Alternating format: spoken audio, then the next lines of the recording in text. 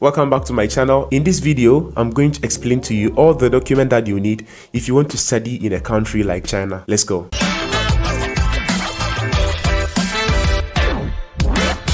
So the first document you need is a passport. Now we all know that to make international travels, the first and most important document that you must have is a passport. Now it should be a full-page scan of your passport and must reveal all the edges of the passport. If your current passport expires before the admission date, please apply for a new passport before doing your application. Now the second document that you are going to need is a digital photo. Now this photo should be in the form of JPG or JPEG format, and then it should be a white or blue background. The size of the digital photo should be 100 to 500 kilobytes and it should be larger than 320 by 240 pixel. Now the aspect ratio should be about 4:3. Please desist from using photos taken with phones or taking pictures of an already printed image. This is not a good practice. So I will advise you to get a professional photographer to help you get it if you don't want your admission to be rejected just because of a bad picture, because the photo tells the school the type of person you are. And so just compare these two photos. Now one from this person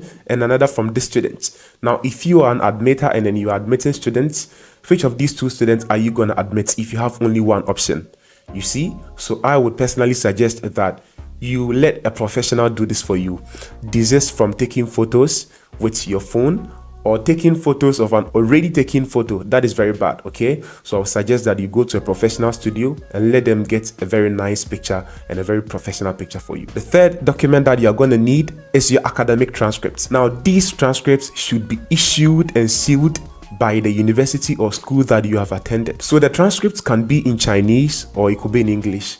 Now in the cases when it is in either of these two languages, you must provide the original version of the transcript as well as the translated version. So, example, if it is in Arabic, you must provide the original copy that is in Arabic and then a translated form, either translated into English or Chinese, and then submit both versions to the school. Now, transcripts look different moving across countries, but basically, it is a document that shows all the classes you have taken and the scores that you have obtained for each class. Now, if you are applying for bachelor's degree program, you will need your high school transcript. For a master's degree program, you will need your high school and also your bachelor's degree transcript. And similarly for PhD applicants, you will need your bachelor and master's degree transcript. The next important document that you should prepare if you want to come to study in China is your highest degree certificate. Now this must be a colored scan and a notarized version of your degree certificate. So prospective diploma winners must submit official proof of student status to their current school. Now documents in languages other than Chinese or English must be attached with notarized Chinese or English translations. Now if you have not graduated at the time of application and you don't have this certificate, you can ask your school to provide a document that is called a study certificate or whatever it is called. Now it is just a document that states that you are still studying in our school and then you are expected to graduate at this particular date. The next document that you must prepare is the foreigner's physical examination form, or what we call the medical checkup form. Incomplete records or those without the signature of the attending physician, the official stamp of the hospital, or sealed photograph of the applicant are considered invalid. So please select the appropriate time to take a physical examination result because it is valid for only 6 months. Moving on, the next document you should have is your non-criminal record, or you may call it the police reports, or you may call it the police clearance form.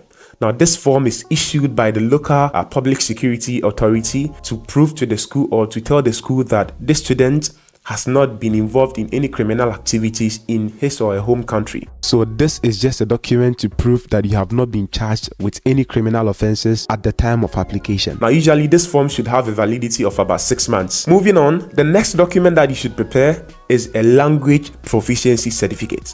And so if you're applying to study in English, you should prepare documents that prove that you can speak English. Now, what are these documents? So they include exams like IELTS or TOEFL or any other similar exams, or even Duolingo, right? These are the exams that you can provide the test.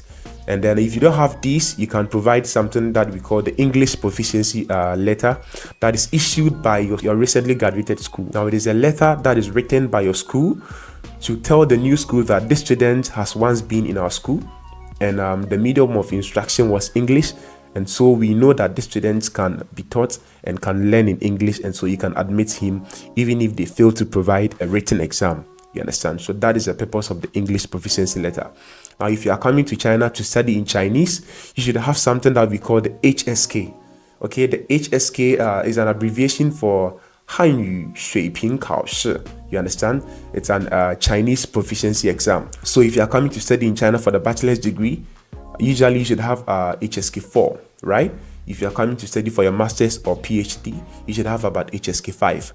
So these are the two main language proficiency certificates that you should try to prepare if you want to apply to study in China. English native speakers are exempted from this document, but non-native speakers need to check the specific requirements of the school. Some schools will accept an English proficiency letter from your recently graduated institution, whilst others are very strict with the exam. So how do you know? You can just find out from the website of the school that you are applying to. The next document that you're going to need is the application form.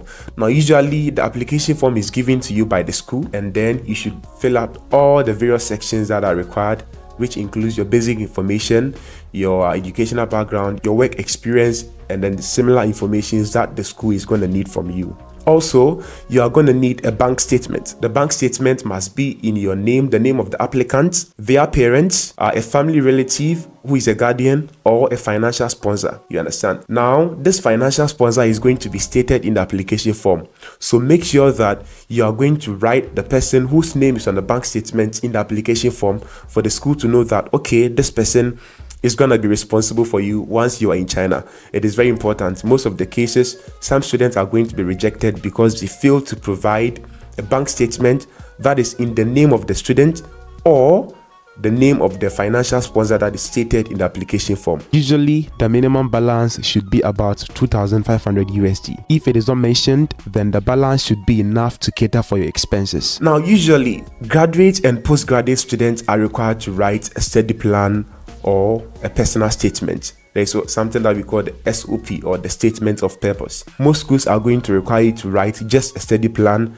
Others will require you to write just a personal statement. In very few cases, you are required to write both documents. And so I'm going to make a full video that is going to be an explainer on what the study plan is about, what a personal statement is about. But generally, if you want to apply to study in China, you should prepare a study plan or a personal statement if you want to study for your master's or PhD. For a bachelor degree, it is not needed in most cases. Now, a study plan written in Chinese or English shall contain more than 1,000 characters or words. The proposal of a doctoral student shall be signed by the applicant's Chinese supervisor. The next document that you are going to need, especially if you are applying for the graduate studies, is the recommendation letters from a professor or an associate professor. Now, these letters shall describe the applicant's objectives of learning in China, their comprehensive abilities and evaluation of future growth, as well as the cooperation between the supervisors or the exchange between universities both in China and abroad. And finally, if you are an applicant below the age of 18, you are required to provide a document that is called a guarantee letter for applicants under 18. So apart from these basic documents, some schools will require you to provide extra documents. Now, what are they? They can include your CV, your work experience certificates, your internship certificates or articles that you have written, papers that you have published, or any awards that you have won, any voluntary activities that you have participated. You can provide proof to support your application, right? These are the documents that you would want to provide, and these are the documents that is going to give you the extra push when you're applying for scholarship. You understand? Now, some other schools will require you to make a self-introductory video. Now, this video is usually short, between 1 minute and 2 or 3 minutes. And then they usually include brief introduction of yourself, hobbies, and then your past experience, and then why you want to apply to that school, then what you intend to do after coming to that school, what is your main aim of coming to that school. These are the things that you want to say if you are making an introductory video. Just a few schools are going to ask you to do this, so please pay attention if your school requires you to send such a video. And finally, due to some other reasons, some schools will ask you to provide a document that is called anti-drug commitment. It is just a document that the students signs that is going to say that, yeah, I'm the student. If I come to this school, I promise not to involve myself in any drugs or something, because China is really against the doing of drugs, you understand, usage or selling of drugs. So some students will go that extra mile to make sure that students sign such a document. Yeah, so these are all the documents that you need if you want to apply to study in a country like China. They apply for most of the foreign countries, right? But I was very specific in my video. It was very specific to China. So drop a like if you like this video, if you learned anything from this video. Please remember to share this video for your friends that are also preparing to study in China. And then most importantly, if you have any questions, please remember to leave the comment in the comment box, okay? And I'll be very glad to help you with all your questions. If you want to apply to study in China and then you need any help, I'm going to drop my WhatsApp number in the comments in the description. Please remember to add me and then I'll be very glad to help you. Thank you all and see you in another episode on Adventures with Moses. Love you.